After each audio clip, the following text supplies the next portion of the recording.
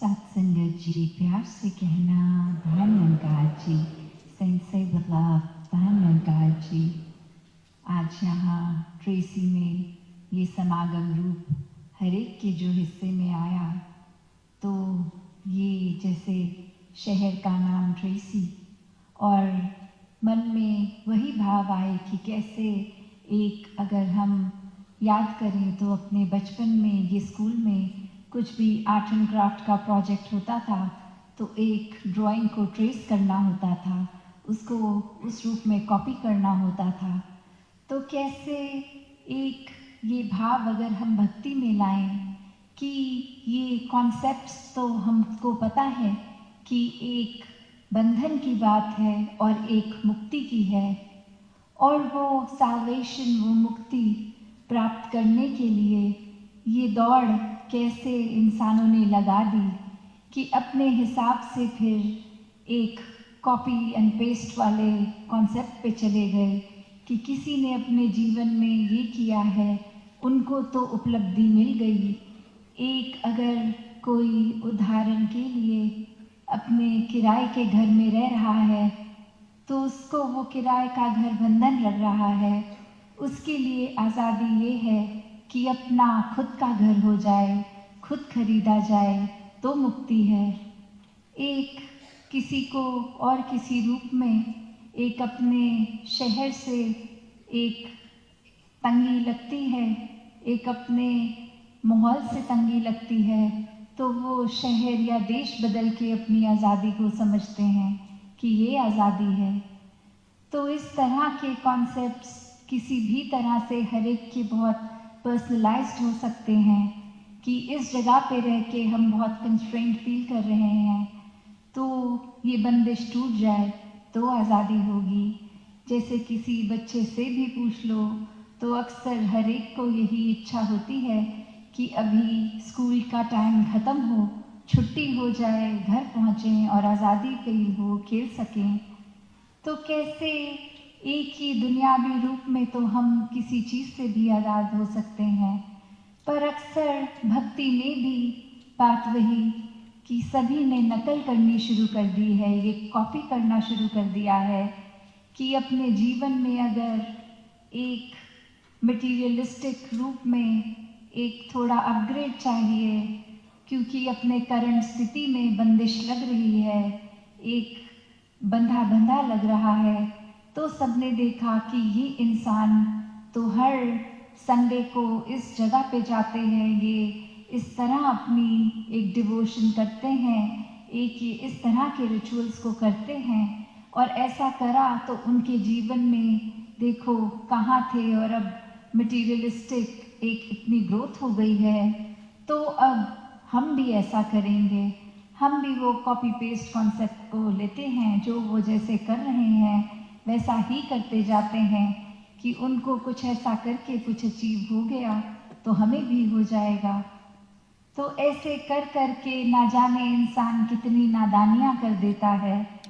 कि सिर्फ एक ये समझ कि आज़ादी प्राप्त करनी है तो अपने तरीके खुद को अपने मन से जो एक आवाज़ आनी चाहिए वैसी आज़ादी तो नहीं दी, तो किसी और की ख्वाहिशों को अपनी बनाकर उस चीज़ से आज़ादी लेने की कोशिश, उन्हीं के जीवन को रेप्लिकेट करके जीने की कोशिश।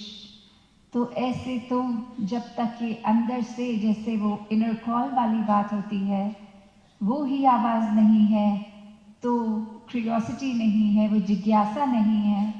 और अगर ये जिज्ञासा ही नहीं है तो ये असली मुक्ति, ये साल्वेशन, ये आवागमन के बंधनों से निजात लेना, ये भी अगर अंदर से नहीं आवाज़ आ रही तो भी इंसान मुक्ति चाहेगा ही नहीं। जैसे एक कहानी का सहारा यहाँ कि एक इंसान यही सोच रहा था कि इस परमात्मा को प्राप्त करना है और वो अपने गुरु के आगे जाकर ये इच्छा प्रकट करके कि ये परमात्मा को जानना है, और वहीं एक वो समुंदर के किनारे थे तो उनके गुरु ने उनका मुंह लेके पानी में डाल दिया और जैसे ही थोड़ी देर पानी में रख के बाहर निकाला तो अब एक वो गहरी सांस, क्योंकि इतनी देर से वो सफोकेशन हो रही थी, ऑक्सीजन फ्लो नहीं जा रहा था, तो एक गहरी सांस लेते हुए और अब वो गुरु सवाल करते हैं कि आप जब पानी के अंदर थे तो कैसा महसूस हो रहा था। तो बात वही इंसान आगे से कह रहा था कि मेरा शरीर तड़प रहा था, मेरी एक सोच में एक ही बस कोशिश लगी थी कि मैं किस तरह पानी से चेहरा बाहर निकालूं ताकि एक ब्रेथ लंबी सी ले सकूं, ये ऑक्सीजन शरीर में जा सके और एक वापस शरीर नॉर्मल फील करे। तो वही वो समझाते हैं कि जिस टाइम आपको ये फील आएगा कि आपने पानी के अंदर होकर भी, उस माहौल में होकर भी सबसे ज़्यादा ज़रूरत वो ऑक्सीजन की नहीं, इस परमात्मा की है, तभी वाक्य असली रूप में एक ये परमात्मा की प्राप्ति समझ आएगी। और इस तरह का एक मन से जब ये आवाज़ आएगी, एक ये सोझी आ जाएगी कि हर जीवन में हर एक के ये उतार चढ़ाव तो हैं, कैसा भी माहौल है, हर समय कोई ना कोई स्थिति तो रहेगी। तो अगर अच्छी स्थिति है, हम उस समय सोचेंगे कि अभी तो सब कुछ ठीक है, अभी अपना ध्यान परमात्मा पे केंद्रित करने की ज़रूरत ही क्या है। और जब कोई स्थिति चेंज हो जाती है, एक सर्कमस्टांसेस हमें थोड़ा लो फील करवाते हैं, तो उस समय एक फिर से परमात्मा से जुड़ने की बजाय वो कंप्लेंट्स एक मन में घर कर लेती हैं कि ये परमात्मा ने इतना कुछ दे के ले क्यों लिया। तो बात उस समय भी एक, चाहे परमात्मा का नाम ले रहे हैं पर वो कंप्लेन करने के लिए, तो बात वही कि कैसे अगर हम वाकई ही इस परमात्मा के साथ जुड़ जाएंगे, पहले ब्रह्म ज्ञान रूप में इसको देखकर, फिर उसी समय ये मुक्ति है, उसी समय ये रोज़मर्रा की खुशी दुख सिचुएशंस इससे उभर जाते हैं,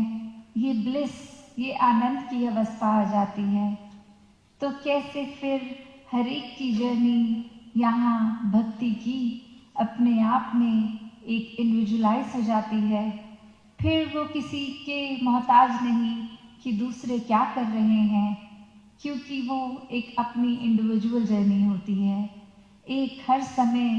एक किस तरह से ये सेवा सुमिरन सत्संग तो बहुत सहायक होते हैं इस परमात्मा के साथ कनेक्टेड रहने के लिए, पर फिर भी एक जो जीवन के हर पहलू में कि एक ये ऑब्वियस सी बात है कि अगर हम स्कूल में हैं, ऑफिस में हैं, कोई काम कर रहे हैं, तो उस समय तो हम संगत में नहीं हो सकते, एक संगत के निर्धारित टाइम पे ही संगत में हो सकते हैं। तो फिर एक और तरीका ये सुमिरन रूप तो कहीं पे भी किया जा सकता है, ये एक समय से बंधा हुआ नहीं, इस निराकार से जुड़कर इस मुक्ति को जो एक ब्रह्म ज्ञान से प्राप्त किया, एक इस मुक्ति को हर पल जिया जा सकता है। फिर चाहे वो सिचुएशन स्ट्रेसफुल हो या वो बहुत ही हैप्पी मोमेंट हो, हर समय ही ये मन आज़ाद है, क्योंकि एक बात वही कि परिस्थितियों ने आते रहना है, चेंज होते रहना है, ये मन हमारा इटर्नली स्टेबलाइज्ड, ये स्थिरता मन की, ये फिर एक कायम रहती है। उसी तरह जैसे कोई पेड़ को अगर एक बिना हवा का दिन देखेंगे तो उसके पत्ते तक नहीं हिल रहे होंगे और वो अपनी जगह पे कायम लायम रहेगा, और वहीं एक तूफान आ रहा हो, वो ब्रांचेस भी हिल रही हों, वो पत्ते भी हिल रहे हों, हवा से सारे फ्रूट्स भी गिर गए हों पेड़ के, तो भी वो पेड़ अपनी जगह पर ही खड़ा है, क्योंकि उसकी रूट्स स्थिर हैं। वो असर परिस्थिति का सिर्फ उसकी एक ब्रांचेस और लीव्स तक ही है। तो ऐसे ही अपने मन को हर समय की स्थिरता इस परमात्मा से मिलती है, और यही ब्रह्म ज्ञान का सहारा लेकर, ये सिर्फ स्थिरता या सहजता की बात नहीं है, ये वाकई ही हर पल अपनी रूह की आज़ादी की बात है। ये एक हर मोमेंट प्रैक्टिकल स्पिरिचुअलिटी द्वारा हर पल में ही मुक्त है, हर पल में ही आज़ाद है। फिर एक ह्यूमन वैल्यूज़ भी अगर हम सोचें तो उसमें भी जहाँ विशालता की बात आती है कि नैरो माइंडेड नहीं होना, एक हर समय हमने हर एक के लिए सोचना है, एक हमने अपने दिल को बड़ा करना है। तो वहाँ पे भी अगर सोचें तो बात वही कि जितना ज़्यादा इस परमात्मा से जुड़ के एक मुक्ति का एहसास करेंगे, उतना ही क्षितिज ये होराइजन हमारा वास्ट होता जाएगा। ये दिल इतना बड़ा कि हर एक को अकोमोडेट कर लेगा, हर एक के चाहे कैसे भी डिफरेंसेस हों, वो फिर एक नफ़रत का कारण नहीं बनेंगे। या कोई और भी अगर हम ह्यूमन वैल्यू को देखें, एनालाइज करें, तो अगर ब्रह्म ज्ञान द्वारा ये रूह ही आज़ाद है, तो फिर एक जीवन के हर पहलू में एक अच्छाइयाँ अपने आप ही हमारे अंदर होंगी। तो फिर एक एक चीज़ जो हमें वाकई ही मनुष्य होने का प्रमाण देती है, वो एक गुण साथ साथ चलेगा। तो जैसे अभी सत्संग में भी हमने सुना कि ये सैल्वेशन की बात सिर्फ एक फिजिकल डेथ से नहीं जुड़ी हुई, ये तो मरने से पहले वाली मौत जो जीते जी है, कि कैसे हर पल जब इस परमात्मा में है, सच के साथ जुड़े हैं, तो फिर सिर्फ ये सच ही सच है, बाकी तो सब कुछ झूठ है। सब बदल जाएगा समय के साथ, ना वो लोग आसपास रहेंगे, ना वो सिचुएशन, ना कुछ और। एक चीज़ जो हमें इस टाइम इतनी रेलेवेंट लग रही है, अगले कुछ ही टाइम बाद वो दिमाग में तक नहीं होगी, वो बिल्कुल इररेलेवेंट, बिल्कुल out of site, out of mind. वो एक ज़रूरत, उसकी अहमियत होगी ही नहीं। तो कैसे एक अपने जीवन को हर कोई जीते जी मुक्त कर ले, वही जीवन का उद्देश्य है। क्योंकि ये संसारिक माया फिर बंधनों में डालती है। इसके साथ जितना जुड़ते हैं, जितना इसके रंग में रंगते हैं, ये मटीरियलिस्टिक लाइफ तो हमें हर समय अपना प्रभाव देगी। तो कैसे इस मटीरियलिस्टिक जीवन को जीना भी है, ये सामान, साधन, ये सब इंजॉय भी करना है, पर इनके वश में नहीं होना, इनको हमें अपने ऊपर कंट्रोल नहीं करने देना। सिर्फ वो ज़रूरत डिटैच्ड अटैचमेंट वाली कि जब हमें कोई सामान की ज़रूरत है तो हमने घर की एक वो गर्मी है तो एयर कंडीशनर, एक फैन रूफ ऑन कर लिया, ठंडी हवा लगी। पर जब पीक विंटर्स में स्नो पड़ रही है तो उस चीज़ की अहमियत भी नहीं होगी। तो बात वही कि हमें जहाँ इस निराकार से जुड़ेंगे तो हर समय की ही ज़रूरत ये हो जाएगा। फिर एक और चीज़ मैटर ही नहीं करेगी क्या हो रहा है क्या नहीं, क्योंकि फोकस सिर्फ अपने आप को ठीक रखने का होगा। और यही संदेश युगों युगों से संतों ने दिया है। और आज ये इस मुक्ति पर रूप में एक जो भी मिशन के, चाहे वो गुरुओं की बात है, चाहे वो महापुरुषों की बात है, चाहे वो राजमाता जी की बात हो, सदगुरु माता सविंदर जी की बात हो, वो चाहे अन्य भक्तों की बात हो, सभी ने पहले खुद इस निराकार को अपने जीवन का आधार बनाया और फिर अपने जीवन को इसी पे चलाया। और वही फिर की जीवन भर इसको हर समय इसके रंग में ढल गए, इसी को अपने अंदर बसा लिया और फिर ये जीवन हर पल का बिल्कुल आज़ाद मुक्त होके चले। फिर वही वो बात आ जाती है, ये अपने आप ही ये फियरलेसनेस भी आ जाती है कि जब कोई डर ही नहीं, ये परमात्मा